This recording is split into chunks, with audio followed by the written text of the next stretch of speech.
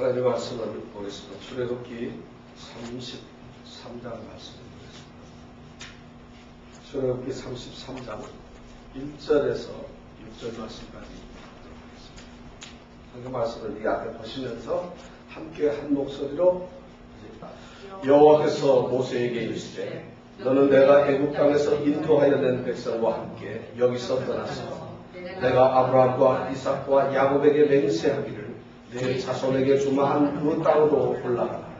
내가 사자를 내 앞서 보내어 가나안 사람과 아모리 사람과 헷 사람과 브리스 사람과 히위 사람과 여부스 사람을 쫓아내고 너희로 젖과 꿀이 흐르는 땅에 이르게 하려니와 나는 너희와 함께 올라가지 아니하리니 너희는 목이 곧은 백성인즉 내가 중로에서 너희를 징벌할까 염려함이니라 하시니 백성이 이 황송한 말씀을 듣고 슬퍼하여 한 사람도 그 몸을 단장하지 아니하니 여호와께서 모세에게 이르시기를 이스라엘 자손에게 이르라 너희는 목이 곧은 백성인즉 내가 순식간이라도 너희 중에 행하면 너희를 진멸하리니 너희는 단장품을 제하라 그리하면 내가 너에게 어떻게 할 일을 알겠노라 하셨습니다. 이스라엘 자손이 호렙산에서부터 그 단장품을 제하리라. 아멘. 아까 이 기도 끝나고 나서 반주자가 그 반주한 내 너를 위하여 몸버려 피울려 이 찬송은 독일의 화가인 슈텐베르그라고 하는 분이 이 그림을 그리는데 주로 이 십자 교회에서 부탁을 하면 교회 그림을 그렸어요. 그 중에서 이 십자가에 달리신 예수님을 그리는 그림을 그렸는데 어느 날 이 사람이 이제 이 모델 여자분이 한 분 와서 그림을 그리고 있는데 자기가 그리는 십자가의 그림을 벽에 그려놓고 아마 놔두고 있었는가 봐요. 그래서 아무 생각도 없이 있는데 그 모델 여자분이 그 십자가의 그림을 보면서 주님을 보면서 이 그림이 무슨 그림이냐 이제 묻는 거예요. 그 순간 평생 동안 그림을 그리면서 이 슈텐베르그가 아무런 감동이 없었는데 갑자기 마음속에 확 찔리는 거예요. 십자가에 달리신 그리스도를 그렇게 그리면서도 한 번도 그 십자가에 달리신 주님에 대한 생각해 본 적이 없이 그림만 그립니다. 그래서 그러니까 그 모델이 갑자기 그 말을 하니까 그 말 속에서 가슴을 찌르는 어떤 것을 순간적으로 느끼는 거예요. 그래서 아차 그렇구나. 그러고 나서 그때부터 이제 그 마음에 찔리고 갈등하면서 내 생각이 내 삶이 또 나의 믿음이 어떻게 되어야 될까 하고 고민을 하면서 이제 그 그림 소위 십자가에 달린 그림을 다시 그리기 시작합니다. 정말 성경을 읽고 기도하면서 십자가에 달린 주님을 그대로 느껴보기 위해서 느끼면서 그림을 그리는 거예요. 그 그림이 우리가 잘 아는 아주 우리 부활절 내년 때 또 종려주일에 자주 보는 에케호모라고 하는 이 사람을 보라 하는 그림. 그게 자기 평생의 역사로 이 사람 우리가 종려주일이나 부활절에 보면 꼭 보는 그림이 십자가에 가시관 쓰고 이렇게 십자가에 달린 주님 사진이죠. 그림이죠. 그게 바로 에케호모라고 하는 그 그림. 이 사람을 보라. 근데 그 그림을 그 시대 이 헤버겔이라고 하는 분이 이제 그 그림을 우연히 봤는데 그 십자가에 보는 그림을 딱 보는 순간 그 그림에 감동을 받는 거예요. 그리고 그 사람이 곡을 썼는데 바로 오늘 내 너를 위하여 눈물을 피우며 이 찬송가 가사를 쓰게 돼요. 이게 185장이가 그렇죠. 참 그런 은혜의 찬송을 들려주시니까 오늘 우리 사랑하는 성도들에게 그런 은혜가 있기를 원합니다. 우리가 교회적으로 또는 개인적으로 영적인 메마름이 있을 수가 있습니다. 그리고 영적으로 우리가 무기력하게 빠지거나 우리 가운데 영적 냉기류가 그럴 수 있습니다. 영적으로 침체한 그런 침체기가 있을 수 있다. 반드시 우리 사람들이 살아가면서 영적으로 그런 기회를 맞닥뜨릴 경우가 너무 많습니다. 사실 일생 중에서. 그런 때에 그렇게 영적으로 침체되고 무기력하면서 영적으로 뭔가 내가 좀 허약해져 있다 하는 이런 때에 우리가 영적 각성을 이루어내고 내 자신의 어떤 부흥을 이루기 위해서는 어떤 일을 해야 할까? 어떤 일이 내게 필요할까? 이런 생각을 우리가 좀 해보게 되는데 오늘 우리 여러분과 제가 그 문제를 한번 생각해 보았으면 좋겠습니다. 오늘은 부흥을 말하는 성도 네 번째 시간입니다. 너희는 단장품을 제하라 하는 이런 제목으로 제가 말씀을 할 텐데 오늘 심각하게 우리가 그걸 한번 생각해 보자. 영적인 이런 침체에서 영적으로 우리가 가라앉은 이런 상태에서 어떻게 하면은 영적인 각성을 깨달을 수 있는가? 내가 부흥된 자로서 세워질 수 있는가 하는 것을 우리 한번 생각해 볼까? 그러려면 이 출애굽기 33장이 거기에 대해서 대답을 줍니다. 출애굽기 33장은 성경에 나타난 말씀 중에서 정말 위대한 말씀들이 정말 소름 끼치도록 신앙의 모습이 이래야 되는구나 하는 그런 말씀이 이 출애굽기 33장에 나타납니다. 그래서 이 33장, 이 출애굽기 33장을 가지고 앞으로 오늘 포함해서 4번 정도 제가 말씀을 나눌까 하는데, 여기를 통해서 정말 우리의 영적 부흥이 일어나고 이 전도 대행 기간 동안에 영혼 사랑의 열정, 그 영혼 사랑이 바로 남만 영혼을 사랑하는 게 아니라 내 영혼을 사랑하는 열정까지도 생겨나는 귀한 시간이 되었으면 좋겠습니다. 이 출애굽기 33장을 이해하기 위해서는 32장의 배경 스토리를 먼저 알아야 됩니다. 그걸 모르면 이 33장의 의미를 알 수가 없습니다. 이 33장 오늘 읽은 1절에서부터 6절까지의 말씀은 여호와께서 모세에게 말씀을 하십니다. 너는 내가 애굽 땅에서 인도해야 하는 백성들과 함께 여기서 떠나가지고 내가 아브라함과 이삭과 야곱에게 맹세하는 바로 내게 자손들에게 주기로 했던 그 땅으로 올라가라는 이야기입니다.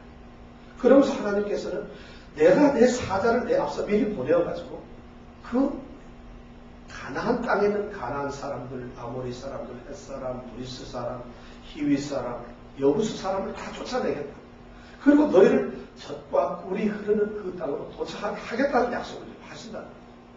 그런데 이런 말씀을 왜 지금 하시고 있는가? 그 말씀의 배경이 바로 32장에 나와 있습니다. 그 32장의 이야기를 제가 잠깐 좀 한번 나눠볼게요. 하나님께서 모세에게 율법을 주시기 위해서 모세를 시내산으로 불러 올리셨어요. 그래서 모세는 백성들을 그 시내산 기슭에 놔둔 채 이제 여호수아와 함께 하나님의 부르심을 따라서 시내산 위에 올라갑니다. 이것이 출애굽기 25장에서 있었던 사건입니다. 그런데 25장에서부터 33장, 32장까지 오도록 계속 지금 여호수아와 함께 모세는 시내산 위에 올라 있습니다. 하나님께서 율법을 주십니다. 그리고 하나님께서 성전 이 건축에 대한 그 다음에 제사의 문제들을 하나하나 가르치고 있습니다. 그래서 40일간을 모세는 그 산 위에다 머무르게 하십니다. 이렇게 이스라엘 백성들이 모세에 머무르는 시간이 40일씩이나 되면서 그들을 인도하던 모세나 하나님이 나타나시지 않는 걸 보고 조바심이 나고 두려웠어요. 그러니까 이스라엘 백성들이 이제 모세의 형인 아론에게 불평을 합니다. 기다리게 지루했기 때문에 불평을 합니다. 그래서 뭐라고 하느냐면 우리를 인도하던 모세가 어디를 갔는데 도대체, 그리고 우리와 함께 하시다던 그 하나님은 어디를 가시고 나타나지 않느냐. 그러면서 이스라엘 백성들이 원망과 불평을 아론에게 쏟아부으면서 이제 우리에게는 모세도 하나님도 없으니까 우리에게 신을 만들어달라, 그런 이야기를 합니다. 그리고서는 아론에게 우리의 신을 만들어달라고 요청을 합니다. 아론은 백성들의 원성을 들으면서 어쩔 수 없이 너희들이 가지고 있는 모든 귀금속들을 가지고 와라. 그래서 그 귀금속을 녹여서 금송아지를 하나 만듭니다. 이 금송아지가 바로 그들이 만든 신이 됩니다. 백성들은 그러한 죄를 지금 범죄하고 있습니다. 그러면서 32장 4절에 보면 이스라엘, 이는 너희를 애굽 땅에서 인도해야 되는 너희의 신이다 하면서 그 금송아지를 찬송하고 예배드리고 그 금송아지 안에서 저들이 먹고 마시고 뛰놀고 춤을 추면서 범죄를 합니다. 이런 분들, 이 이스라엘 사람들은 하나님이 함께 하셨음에도 불구하고 그들은 순간적으로 하나님의 잠깐 보이시지 않는, 왜 하나님은 늘 우리와 함께 하시잖아요. 눈에 보이지 않는다고 함께 하시지 않는 것이 아님에도 불구하고 그들은 잠깐 떠나신 하나님이라고 생각을 하고 그 하나님을 사실 자기들이 떠났음에도 그들은 하나님을 불순종하고 배신하기 시작합니다. 그들은 자신이 사람이 신을 만들기 시작합니다. 그리고 자기의 신은 어떠한 모습을 가져야 되는지, 우리의 신은 어떤 성품을 가져야 되는지, 그리고 그것을 자기들이 결정하면서 자기네들의 신을 만듭니다. 그래서 소위 금송아지라고 하는 신을 만들고 그들은 자기 스스로가 무엇을 믿어야 하는지 자기가 믿을 신을 스스로 선택하기 시작합니다. 하나님께서 우리를 택하셔서 하나님을 믿도록 한 그것이 아니라 인간 자신의 신을 만들기를 시작한다는 것이죠. 그리고 자기네들이 원하는 그런 신의 모습을 만들고 그리고 거기에다가 경배를 하고 거기다 예배를 드리는 이제 배역과 타락에 거짓 예배를 드리고 거짓 신을 모시고 거짓 신앙을 갖는 이러한 퇴역한 일들을 하기 시작합니다. 그러한 사실을 사료에 있던 하나님께서는 아셨다. 모세도 알았다. 모세는 사료에서 내려옵니다. 그런데 백성들이 뒤놀면서 소리 지르는 소리가 들립니다. 여호수아가 무슨 소리가 들리면 저들이 전쟁이 일어난 것 같다. 모세가 대답을 합니다. 아니야, 전쟁이 아니라 저들이 참 노래 부르는 소리, 예배를 드리는 소리. 그리고 모세가 여호수아를 데리고 산 아래로 내려옵니다. 이스라엘 백성들이 금송아지 앞에서 춤을 추면서 먹으면서 거기서 잔치를 벌입니다. 모세가 분노하고 그가 손에 들고 있었던 우리가 잘 아는 10계명 이 돌판 2개를 던져버립니다. 깨뜨립니다. 그리고 진노. 그리고 모세는 내려오면서 그러면서 하나님과 이제 대화를 하는 것이죠. 저 백성들이 하나님께서는 이미 그걸 아셨기 때문에 이스라엘 백성들이 내게 범죄하고 있다. 그래서 내가 저들을 멸하여야 되겠다 하는 말씀을 합니다. 모세는 그것을 참아달라고 하나님 제발 용서해달라고 하나님께 말씀합니다. 그리고 내려온 모세는 그 백성들의 분노를 보면서 아론에게 묻습니다. 왜 이런 짓을 했느냐? 내가 어떻게 이런 짓을 할 수가 있느냐? 백성들이 내게 뭐랬기 때문에 할 수 없이 그랬다. 모세는 이스라엘 백성들을 향해서 이야기합니다. 32장 26절에 보면 누구든지 여호와의 편에 있는 자는 내게로 나와. 누구든지 너희들 중에서 여호와의 편에 있는 자들은 내게로 나와. 이스라엘 백성들은 가만히 있습니다. 레위 족속이 이제 모세 앞으로 나옵니다. 모세는 레위 족속에게 말합니다. 너희들이 칼을 차고 이제 성문 이쪽에서 저쪽 끝에까지 다니면서 범죄한 모든 자들을 너희 형제를, 너희 부모를, 너희 자녀를, 너희 친구를, 너희 모든 백성들을 도륙하라. 죽이라고 진거하라. 이렇게 명령합니다. 그래서 레위 족속들은 칼을 치면서 이제 그러면서 지나가면서 이제 범죄하는 모든 사람들에게 칼질을 합니다. 무참하게도 3,000명이 죽습니다. 하나님의 징계는 그들에게 지금 이렇게 나타났습니다. 이것이 두 번째 사건. 그리고 세 번째 사건은 뭐냐면 그러한 일을 당한 모세는 마음이 아픕니다. 하나님의 진노가 두렵습니다. 백성들이 3,000여 명이나 죽여낸 그러한 일을 보고 모세는 마음이 아픕니다. 모세는 하나님 앞에 중보를 합니다. 물론 시내산에서 내려오면서 하나님께서 이스라엘 백성을 진노하사 그들을 멸한다고 하셨을 때 그 모세는 하나님께 대들듯이 이야기했습니다. 하나님의 능한 전능하신 손으로 이들을 애굽 땅에서 끌어낸 하나님의 백성이 아닌데 확실한 하나님의 백성이 아니냐 왜 죽인다고 합니까? 그리고 만약 하나님께서 죽인다고 한다면 애굽 사람들이 이제 하나님께서 애굽 땅에서 끌어내어가지고 그들을 삼아 데리고 왔던 그 백성들을 겨우 산에서 죽게 만들고 들에서 죽게 만들려고 하느냐 이런 말을 애굽 사람들이 할 게 아닙니다. 거기다가 더군다나 하나님께서는 우리의 조상인 아브라함과 이삭과 야곱에게 약속하기를 너희의 후손을 하늘의 별처럼 땅의 모래처럼 많게 하겠다. 그리고 너희에게 기업을 주겠다고 약속까지 하셨는데 어떻게 죽일 수가 있냐. 이런 기도를 했을 때 여호와께서 그 마음을 돌이키시고 진노하기를 멈추셨다.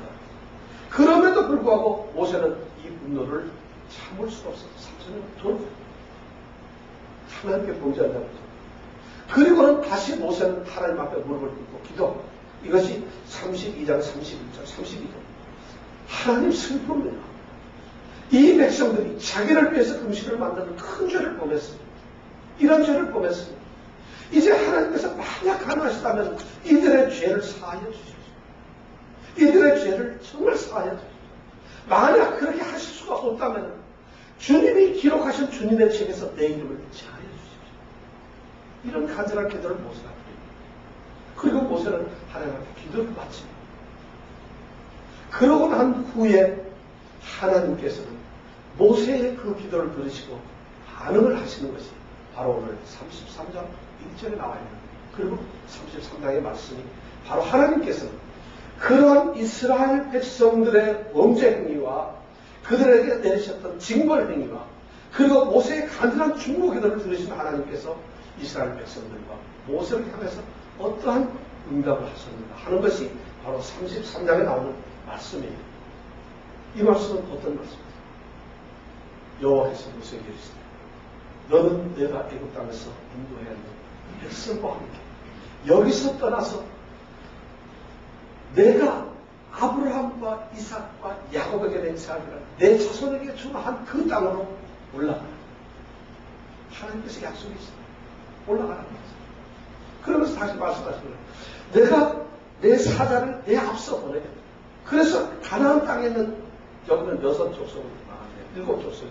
그 족속을 다 몰아내요. 가나안 사람과 아모리 사람과 헷 사람과 브리스 사람, 히위 사람과 여부수 사람, 또 한 사람 기르가스라는 족속입니다. 그걸 다 몰아내요.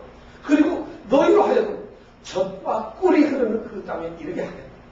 이것이 하나님이죠. 하나님 축복하시는 겁니다. 그러면서 하나님이 말씀하시고 나는 너희가 함께 올라가지 아니하리라. 너희는 목이 곧은 백성이죠. 내가 죽음에서 길을 가는 순간 너희를 진멸할까 염려하리라. 이렇게 말씀하셨습니다. 이것이 하나님의 말입니다. 모세가 간절히 기도했을 때 하나님께서는 이렇게 모세에게 말씀을 하시고 이스라엘 백성들에게 말하라고 지금 이야기하고 있습니다. 이것을 하나님께서 지금 무슨 말씀을 하시는가 하면 여러분 잘 보세요. 첫 번째, 모세에게 말하기를 너는 내가 애굽 땅에서 인도하여 낸 백성과 함께 여기서 떠나라. 여기 이 말씀을 잘 보고 있어요. 내가 애굽 땅에서 인도하여 낸 백성. 이 말에 모세는 몸이 소문을 진다. 저기 막 소름이 끼칠 정도로 모세는 아마 충격을 받았어요.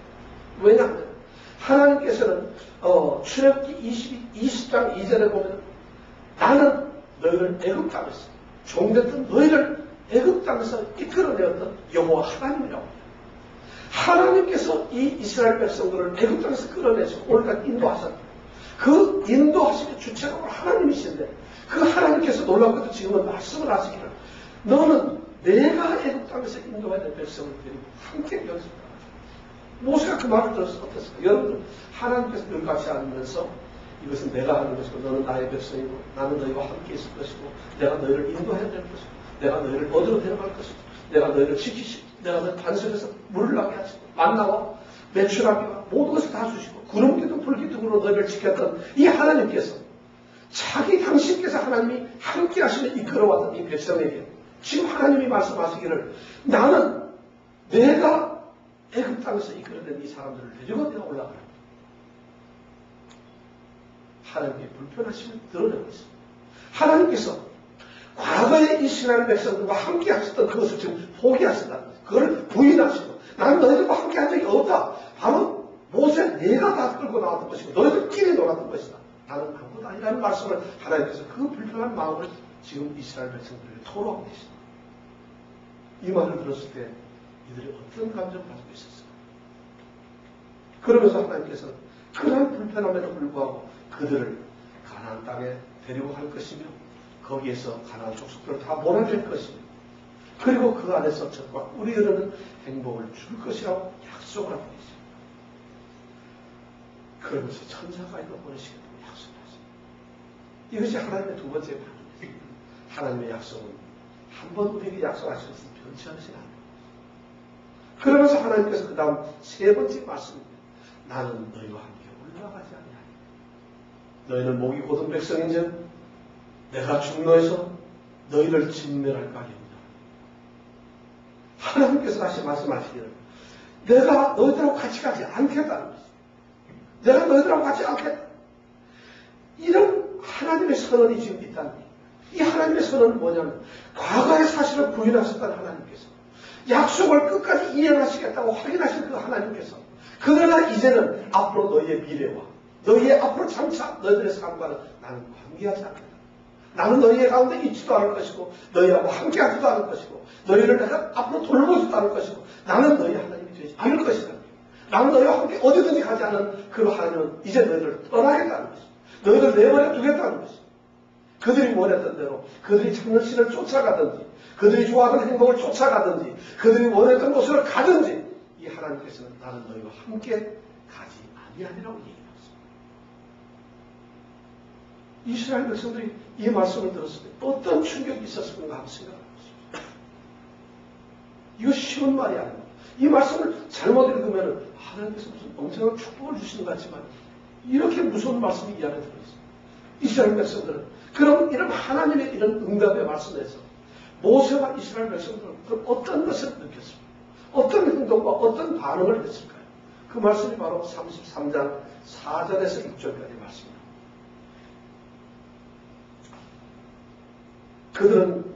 그들이 우선 첫 번째 반응했던 이스라엘 자손과 모세가, 교회가, 하나님의 백성이 하나님의 이 말씀을 듣고 그들이 반응했던 첫 번째 행동이 뭐냐면, 그들이 처한 상황을 분명하게 인식하기 시작했어요.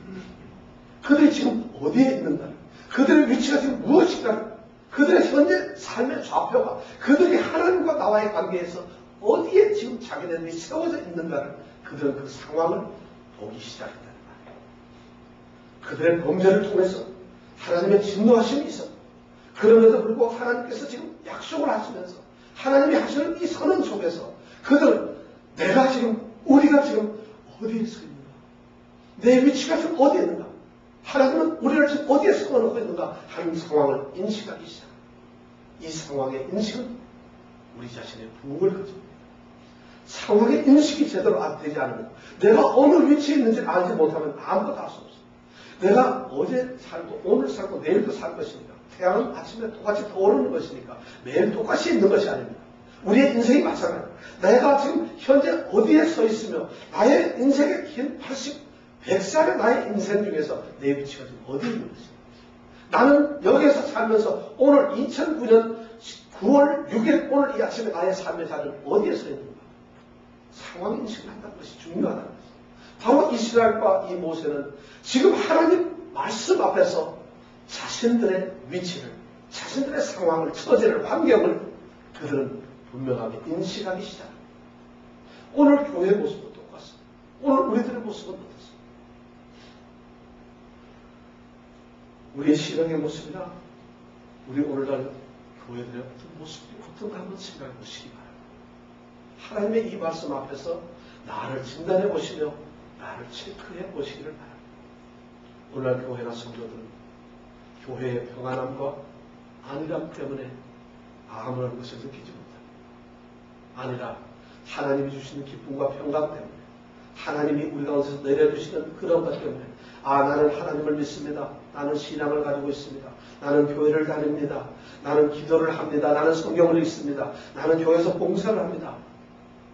나는 하나님을 잘 믿고 있습니다. 하나님께서 나를 구원하십니다. 이런 구원의 안일한 확신 속에서 혹시 우리가 있지 않습니까? 아니면은 교회가 일반적으로 말하면 어떤 분주함, 그런 것을 잊어버리기 위해서 프로그램에 빠져가지고 아침부터 새벽 기도 나가고 저녁부터 저녁 기도 해가지고 하루 종일 교회 살면서 전도하면서 그러면서 자기가 하루 종일 분주하게 프로그램에 쫓아다니면서 그러한 신앙생활을 우리가 하고 있지는 혹시 않습니다. 그것이 오늘날 교회의 모습은 아니냐 이것이죠. 이러한 교회의 모습이 만약 있다고 한다면 오늘 이 하나님의 말씀 앞에서 교회는 진단받아야 될 것이고, 우리 사랑하는 성도들도 우리의 신앙의 모습을 다시 검증해야 될 것입니다. 분명히 해야 될 것입니다. 우리 성도들의 교회의 모습은 다시 성경으로 돌아갑니다. 성경이 말하는 성도의 모습, 하나님이 말씀하시는 교회의 모습이 어떤가를 보면서 우리는 그 모습으로 돌아가야만 합니다. 과연 우리가 지금 현재 처해 있는 이 교회에서 만족합니다. 과연 우리가 내가 생각하고 있는, 내가 지금 신앙생활을 꾸려가고 있는 이 신앙의 삶에서 여러분들은 자신하십니까? 만족하십니까? 주님께서 인정하신다고 생각을 하십니까? 주님께서 나의 이 신앙의 삶의 모습을 기뻐하신다고 생각을 하시냐? 그것을 우리가 생각해야 되는 것입니다. 이런 상황 인식을 이 이스라엘 백성들은 모세는 지금 하고 있습니다. 심각한 문제입니다.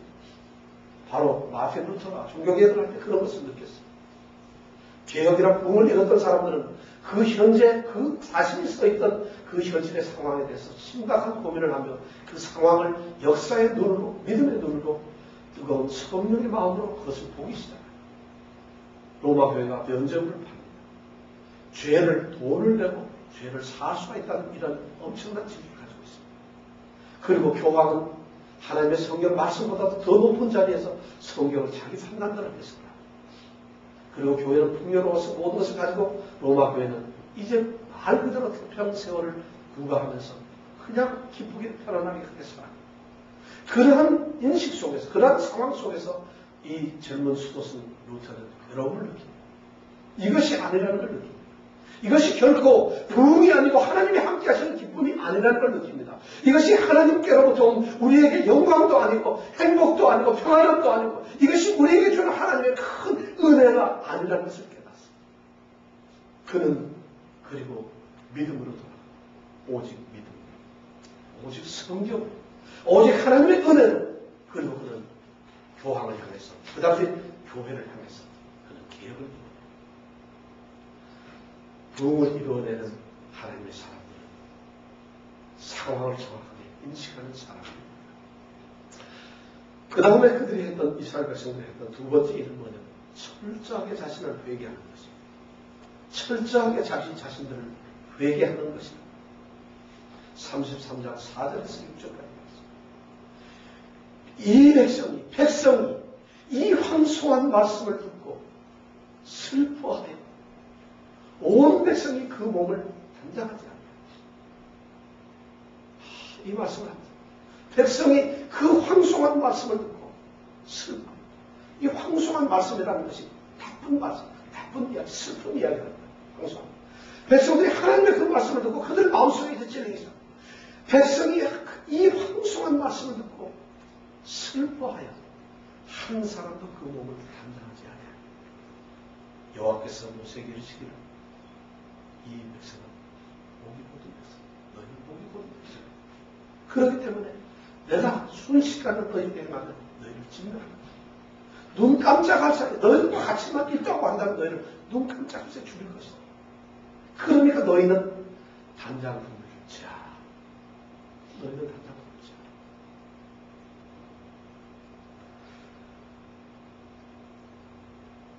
상황 인식에서만 머물러서는 아무것도 결과가 나타나지 않습니다. 상황 인식에만 머물러 있으면 어떠한 변화들이 나타나지 않습니다. 바로 이런 철저한 회개가 필요합니다. 우리는 상황을 알 수도 있고 진단도 할 수 있고 비판도 할 수 있고 평가도 할 수 있어요. 그리고 그런 것을 깨달을 수도 있어요. 그러나 이스라엘 백성이 오늘 했던 것처럼 그 하나님의 말씀 속에서 그들이 쓰러졌던 것처럼 그들은 회개하기 시작합니다. 회개가 무엇입니까? 그들이 가고 있던 길, 그들이 행하고 지금까지 오늘이 옳다고 생각했던 그 길에서 돌아서는 것, 이것이 바로 회개예요. 가던 길을 돌아서 그리고 가던 것을 단절해버립니다. 그리고 가던 그 했던 모든 것을 다 버려버린다는 거죠. 그리고 그들은 돌아서서 다른 길로 가는 것입니다. 이것이 바로 회개입니다. 이스라엘 백성들은 오늘 바로 그런 일을 하고 있습니다. 고린도후서 7장에 보면 7장 8절에서 보면 하나님이 주시는 명령 근심에 대해서 이야기를 하면서 구원을 이루게 한 후에 구원을 이루게 하는 그러한 회개에 대해서 자세히 얘기합니다. 그 회개는 어떤 것입니까? 이 회개는 자신을 찔릅니다. 자신을 아프게 합니다. 자신을 질책합니다. 그리고 자신을 증오하게 만듭니다. 그리고 자신을 징벌합니다. 자기를 형벌 스스로합니다. 그리고 자기를 정죄해가지고 완전히 자기가 아무것도 아닌 것 그렇게 만들어주는 것. 그런 것이 바로 구원을 이루는 회개라고 이야기하고 있습니다. 이스라엘 백성들은 자기들의 잘못을 그렇게 생각하기 시작합니다. 그들은 그렇게 자기 자신들을 받아들이기 시작합니다. 우리가 하나님 앞에 범죄, 우리가 나쁜 짓을 했다. 내가 죽어졌어. 나는 형벌을 받아야 된다. 그럼 나의 모습들이 이게 뭐냐? 이런 이야기합니다.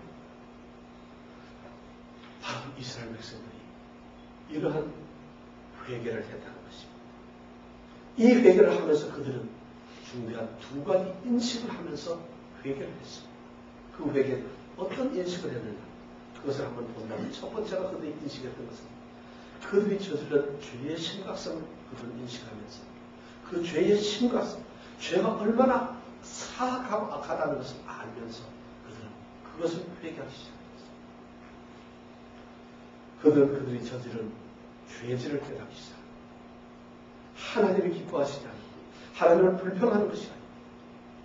하나님을 잠깐 잊어버리는 것이 아닙니다. 그들은 하나님을 대적합니다. 그들은 하나님을 부정합니다. 그들은 하나님을 떠나버립니다. 그들은 하나님의 존재 자체를 그들은 무시합니다. 그리고 그들은 하나님 대신에 다른 것을 세웁니다. 그들이 만든 신을 세웠다는 것입니다.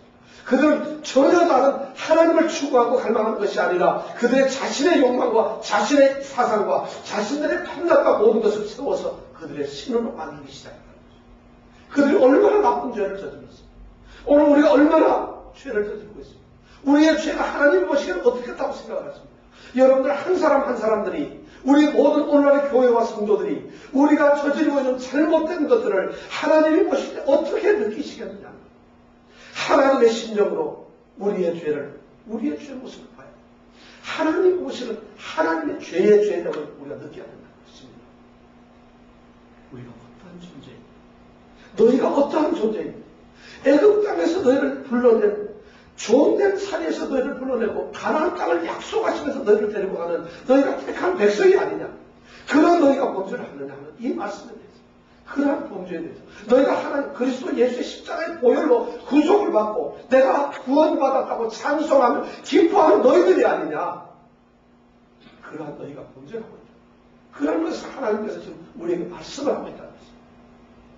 이런 죄의식, 분명한 그 죄의 인식을 한다는 것은, 죄의 심각성을 안다는 것이 바로 이 회개를 이루어낸 첫 번째 우리가 회개를 해야 될 것이다. 그리고 두 번째, 이스라엘 백성들이 모세가 이렇게 심각하게 회개했던 두 번째 사건은 뭐냐? 그들이 두려워했던 것은 무엇이냐? 바로 하나님이 함께 하시지 않는다는 것입니다. 하나님이 그들과 함께 동행하지 않겠다는 것입니다. 이것이 그렇게 심각하고 이것이 그들에게 너무 크게 느껴지고 있습니다. 그들은 이제 그것이, 나는 너희와 함께 하지 않는다. 나는 너희와 함께 올라가지 않는다. 이 말씀이 그들 속에는 너무 큰 아픔과 두려움으로 다가왔던 것입니다. 내가 너희를 중노에서 길을 가는 도중에 너희를 진멸할까 두려움, 하나님도 염려하고 있습니다. 백성들은 그 말을 듣면서 두려워합니다. 지금까지 함께 하신 하나님, 오늘 이 순간까지 우리와 함께 동행하면서 우리의 주인이 되어주시고 우리의 인도자가 되어주신 하나님께서 이제 앞으로는 나는 너희와 함께 아무것도 안 하겠다는 것입니다.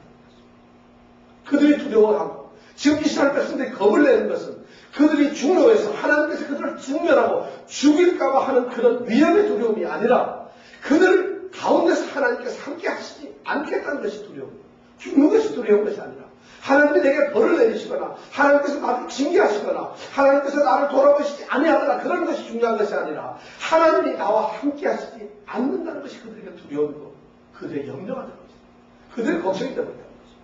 이것이 바로 핵심입니다. 이것이 바로 중요한 것입니다. 나는 가지 않겠다. 나는 너희들하고 함께 하자. 너희들 그냥 가라. 그렇지만 내 천사 보내주고 너희들 가나안 땅에 다 들어가게 해주겠다. 그러나 나는 가지 않겠다. 이것이 핵심입니다. 이것이 오늘의 문제입니다. 하나님의 인재를, 하나님의 함께 하심을 잃어버려요. 이것이 없으면 아무것도 안 된다. 이 이스라엘 백성들에게 하나님께서 지금 그런 말씀을 던져주고 있습니다. 33장 1절에서부터 나오는 이 말씀이 바로 이스라엘 백성들 그런 처참한 상황 속에서 지금 있습니다. 우리 하나님이 우리에게 나는 너를 자녀로 생각하지 않겠다. 나는 너를 나의 택한 백성으로 생각하지 않겠다. 나는 너희들과 함께하지 않겠다고 이런 말씀을 하는 그런 말씀을 우리가 듣는 것입니다. 하나님이 말씀하시다. 천사도 보내줄게. 가나안도 차지하게 해주마. 행복도 너희들에게 다 약속하도록 해줘. 그런데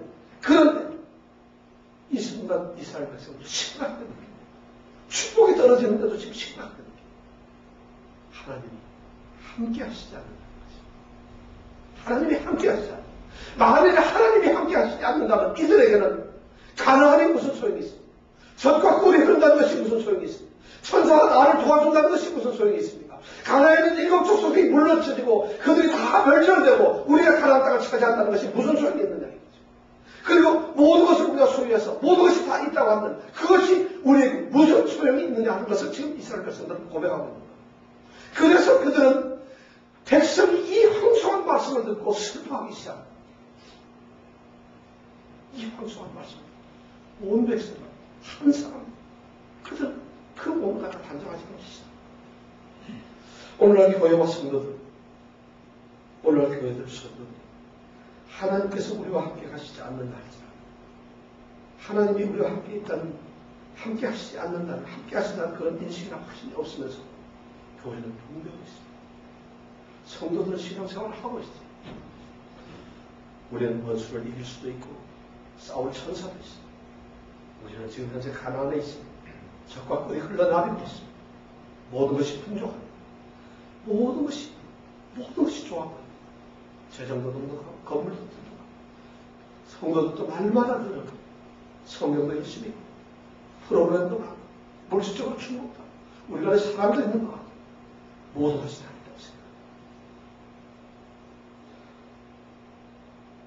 시편 106편 15편에 여호와께서는 이렇게 말씀하십니다. 여호와께서 저희의 요구한 것을 주셨을지라. 여호와께서 저희가 요구한 것을 주셨을지라. 그 영혼을 파리하게 하죠. 그들이 원했던 것, 그들이 사모했던 것을 다 주었지만 여호와께서는 그 영혼을 파리하게 하셨어요. 이것이 문제입니다. 주신 모든 것이 다 충분합니다. 여호와께서 그들의 원하는 것을 다 주셨지만 정작 그들의 영혼은 파리하게 말합니다. 이것이 시편 106편 15편에 있는 시편 기자의 고백입니다. 저는 여러분들에게 이 시간 질문합니다. 여러분들의 삶의 그 속에 바로 거기에 하나님이 계십니다. 하나님이 계십니다. 모세와 백성들은 가나안이 무슨 소용이 있느냐고 지금 항변합니다. 우리는 하나님만 원한다고 지금 이야기하고 있습니다. 시편 기자는 시편 42편에서 얘기합니다. 하나님이요 사슴이 시냇물을 찾게 가는 것 같이 내 영혼을 주를 찾기에 가는 거다. 시편 기자는 그렇게 가는 거다. 우리 바울 사도는 또한 이렇게 얘기합니다. 고린도에 있는 성도들을 향해서 내가 너희 중에서 예수 그리스도와 그의 십자가에 못 박힌 것 외에는 아무것도 알지 아니하게 작정합니다. 바울 사도는 그렇게 이 고린도 교회 성도들에게 얘기를 하고 있어요. 내가 너희 중에서 예수 그리스도와 그의 십자가에 못 박힌 것 외에는 아무것도 알지 아니하고 작정을 했다고 이야기합니다. 그럼 다시 갈라디아에 있는 교인들에게 얘기를 합니다. 갈라디아서 6장 14절. 그러나 내게는 우리 주 예수 그리스도의 십자가 외에는 아무것도 참아한 것이다. 그리스도로 말미암아 세상이 나를 대하여 십자가에 못 박히고 내가 또한 세상을 대하여 그렇다고 그는 고백을 하고 있습니다. 그는 다시 바울 사도는 다시 빌립보에 있는 성도들에게 고백합니다. 빌립보서 3장 우리 7절에서 14절 우리가 잘 아는 무엇이든지 내게 유익한 것은 내가 그리스도를 위하여 다 때로 여겨 붙는 또한 모든 것을 때로 여기는 내가 그리를 위하여 그리스도 이 사람들이 모든 것을 다 나쁜 걸 다 때로 여기고 그가 모든 것을 다 하나도 소용 무엇이든지 내게 유익한 것은 내가 다 때로 여긴다. 또 모든 것을 다 쓸데없는 것을 왜 그러냐? 왜 그러냐? 그를 위하여 모든 것을 잃어버리고 배설물로 여기면 내가 그리스도를 얻고 그 안에서 발견대로 하는 것. 내가 예수를 얻는 것. 그리고 예수 안에 내가 있다는 것을 아는 것. 이것이 바로 그에게는 가장 중요했기 때문에 그는 그렇게 얘기합니다. 그러면서 이 바울 사도는 계속 또 이야기를 합니다. 내가 이미 얻었다 한다며 언제 이루었다 한다며 오직 내가 그리스도 예수께 잡힌 바 된 그것을 잡으려고 쫓아갑니다. 다름이 아니라 나는 이미 얻은 것도 없다. 그런 바울 사도가 지금 얘기합니다. 나는 가진 것도 없다. 나는 얻은 것도 없고 나는 잡은 것도 하나도 없는데 아직도 내가 가고 있는 것은 예수 안에 있는 나를 예수 안에 완전히 사로잡혀 있는 나를 그가 나를 찾기 위해서 나를 가고 있다는 얘기예요. 이것이 바울 사도의 고백입니다. 바울 사도는 거기까지만 얘기한 게 아니라 또 계속을 합니다. 형제들아 나를 아직 내가 잡은 줄로 여기지 않는다. 나는 내가 잡은 줄로 여기지 않는다. 오직 하는 내가 뒤에 했던 것은 다 잊어버린다. 그리고 앞에 있는 것, 곧 앞에 있는 것, 그것을 잡으려고 쫓아간다. 그게 뭐냐? 표태를 하고 있다. 그리스도 예수 안에서 하나님이 위에서 부르신 부름의 사랑을 위하여 쫓아간다. 바울 사도의 고백.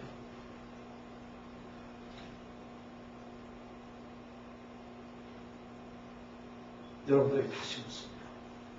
다시 여러분들에게 묻습니다. 오늘 교회를 향해서 묻고 싶습니다. 여러분들이 선한 삶을 사느냐? 여러분들이 행복한 삶을 사느냐? 이것을 제가 묻는 것이 아닙니다. 그것을 제가 지금 묻고 있는 것이 아닙니다. 여러분들이 얼마나 성경을 읽고 있느냐?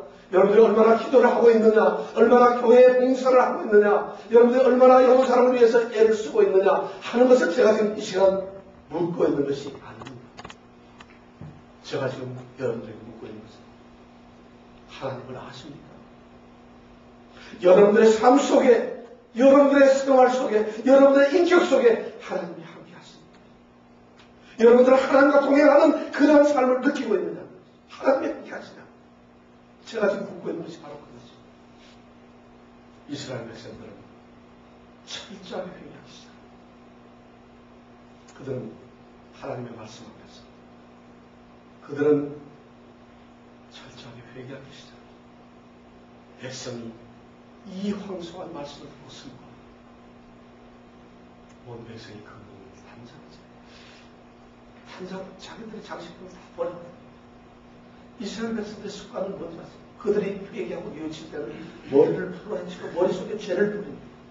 그리고 옷을 찢어내서 옷을 벗어 그리고 땅바닥에 완전히 엎드리면서 통곡하면서 그들은 죄를 자복하고 그들이 가졌던 모든 장식품을 다 던져. 그것이 그들은 회개의 가장 지극한 모습으로 하나님 앞에 회개하는 것입니다. 오늘 이스라엘 백성들이 바로 그것을 하고 있다. 하나님께서 말씀하십니다. 여호와께서 모세에게 이르시기를 너희는 여기 모든 백성이다. 내가 순식간이라도 너희 중에 하나면 너희를 진멸하라. 너희는 단장품을 지하라. 너희는 단장품을 지하라. 그리하면 내가 너에게 어떠할 것을 무엇을 할 것인지 내가 알 것이다. 이렇게 말씀하셨어요. 이스라엘 자손이 호렙산에서부터 그 단장품을 지합니다. 단장품이 무엇입니까? 그들의 장식품. 그들이 바로 그 장식물을 가지고 그들의 금신을 만들었고 그들이 바로 그 장식품을 가지고 그들의 신을 만들었습니다. 하나님을 떠나고 그들이 하나님을 배반하고 바로 그들이 가지고 있던 그 장식품을 가지고 그들은 하나님을 멀리하기 시작했습니다. 그 장식품, 그들이 바로 갖던 이 단장품이라는 것이 그들의 과거인 애굽 땅에서 그들이 들고 왔던 것입니다. 그들의 다들의 풍요 속에서 세속적이고 세상에서 살던 그들의 이 땅의 삶 속에서 그들이 가지고 있었던 그것 애굽 땅에서 그들은 그 단장품을 가지고 오늘 하나님의 백성은 아직도 그것을 소유하고 있다. 그것 때문에 그들은 하나님을 멀리할 수밖에 없고 그것 때문에 그들은 유혹을 받을 수밖에 없었다는 것입니다. 이것은 그들에게 함정이었고 이스라엘 백성들의 그들은 올무였습니다. 그들은 이 단장품을 버려야 한다는 것입니다. 우리가 하나님을 가까이 하기 위해서 하나님 앞에 나아가기 위해서 우리가 애를 쓰며 우리가 하나님을 사모할 때 우리를 가로막는 하나님과의 관계에 가로막는 우리의 단장품이 어떤 것이냐? 우리의 게으름입니까? 불평입니까? 우리의 성격입니까? 우리의 자녀들이고 가정입니까? 우리의 어떤 욕심이고 욕망이고 명예입니까? 우리의 건강입니까? 무엇이 우리를 하나님과 가까이 하려고 하는데 그것을 막고 하나님을 멀게 하려는 장식품이고 단장품이라는 것이죠. 그것을 이 하나님께서는 너희는 단장품을 제하라고 말합니다. 하나님 앞에 세워진 여기 단장품을 제해야 된다는 거죠. 너희는 단장품을 제하라. 이스라엘 자손이 호렙산에서부터 그 단장품을 제하리라. 오늘 이 은혜가 우리에게 있기를 바랍니다. 이런 놀라운 정말 하나님과 가까이 가는 이 은혜가 우리 가운데 있기를 원합니다. 기도하시겠습니다. 오늘 하나님과 가까이 우리는 하고 있다고 생각을 했는데 우리는 하나님을 잘 섬기고 하나님이 나의 주이며 만군의 주이시라고 고백을 하고 있었는데 우리 하나님께서는 우리에게 말씀하시기를 나는 너희와 함께 올라가지 않겠다 말씀하십니다. 하나님은 같이 하시지 않겠다. 아니 이 백성이 나와 함께 있지 않다고 선언을 하고 계십니다. 오늘 우리에게는 애굽에서 가지고 온 장식품들이 있습니다. 언제든지 금송아지를 만들어낼 수 있는 장식품들이 있습니다. 언제든지 하나님을 떠날 수 있는 그러한 것들이 내 속에, 내 삶에, 내 인격 속에 아직도 있습니다. 너희는 단장품을 제하라. 주님, 이제 내가 이 순간부터 단장품을 제하겠나이다. 그 놀라우신 하나님께 감사합니다. 이제 부흥을 이루고 싶습니다. 우리가 정말 영적으로 하나님 앞에 세워지며 영적인 무기력과 영적 침체 속에서 벗어나 사시는 하나님을 누리며 살기를 원합니다. 이 놀라운 우리의 갈급함을 하나님 채워주시고 하나님 떠나지 마시옵소서. 단장품을 제하고 하나님을 우리와 함께 모시며 살아가는 저희들 되게 하여 주시옵소서. 예수님